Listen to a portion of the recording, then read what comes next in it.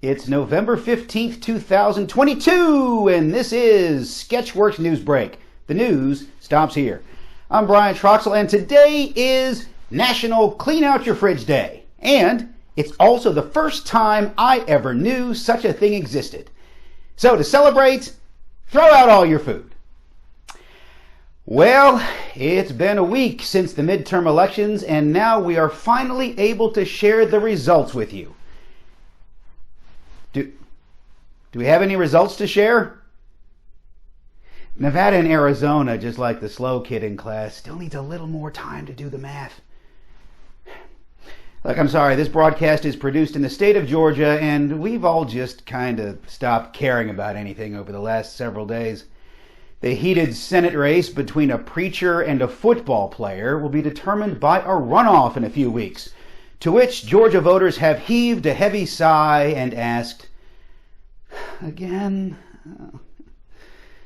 No word from the libertarians who caused this mess. Congratulations, Georgia. We once again get to choose between the guy who hits his wife and the guy who hits his wife with a car. A judge in Texas has struck down President Biden's student loan relief, meaning millions of borrowers will not receive student loan help. But don't worry, President Biden promises to get you that money right after the 2024 elections. Something important happened with cryptocurrency this week, but it's only important if you believe in witchcraft. In not so surprising news, President Biden struggled to read from a teleprompter during his speech at the UN Climate Change Conference. On a personal note, I would like to lend my expertise in teleprompter reading to the president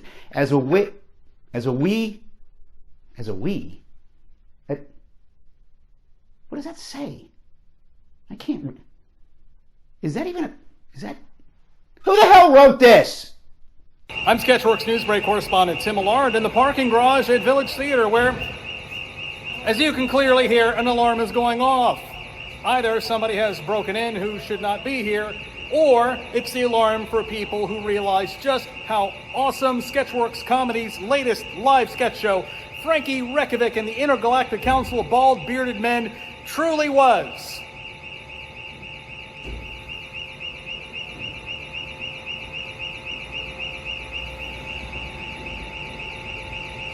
I hope nobody broke in.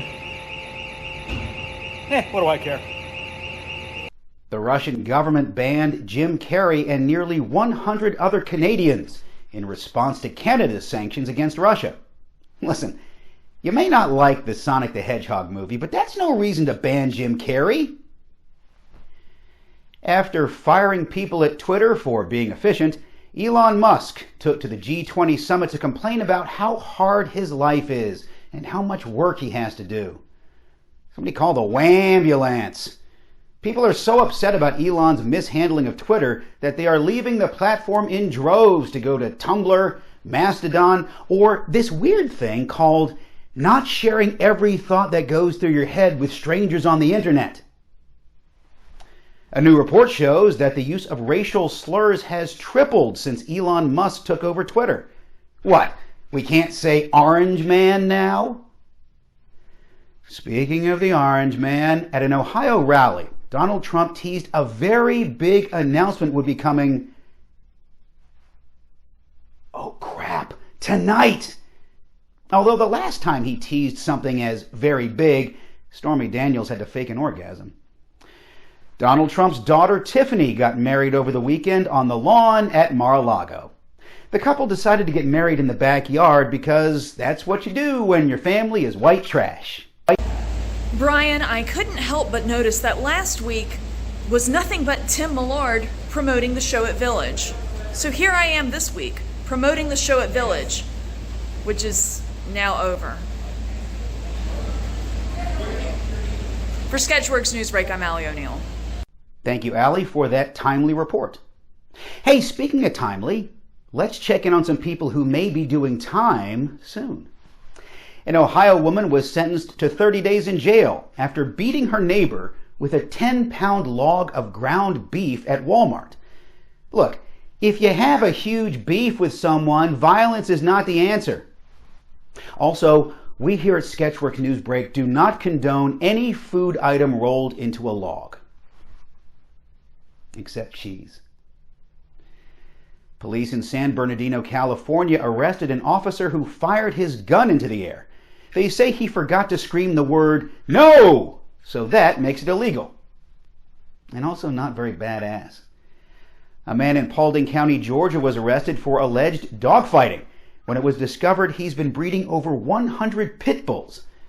Neighbors became suspicious when the man built an addition onto his home using only empty Chewy boxes. An American woman is accused of trying to smuggle ancient Mayan relics out of Guatemala.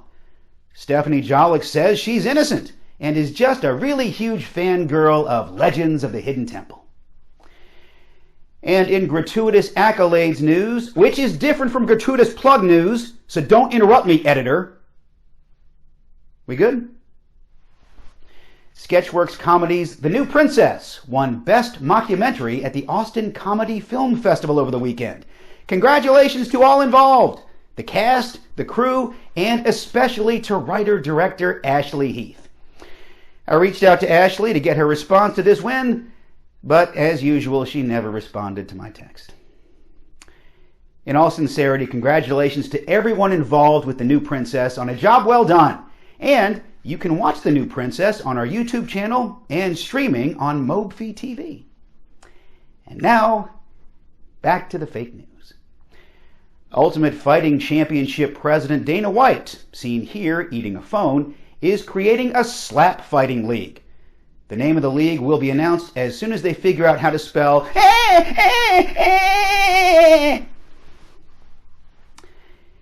At an auction at the Louisville Slugger Museum in Louisville, Kentucky, a baseball glove Babe Ruth used during the late 1920s when he played for the Yankees sold for $1.5 million. Meanwhile, in a motel room in Las Vegas, OJ sold his bloody glove to a guy for $900 and 2 weeks of free golf.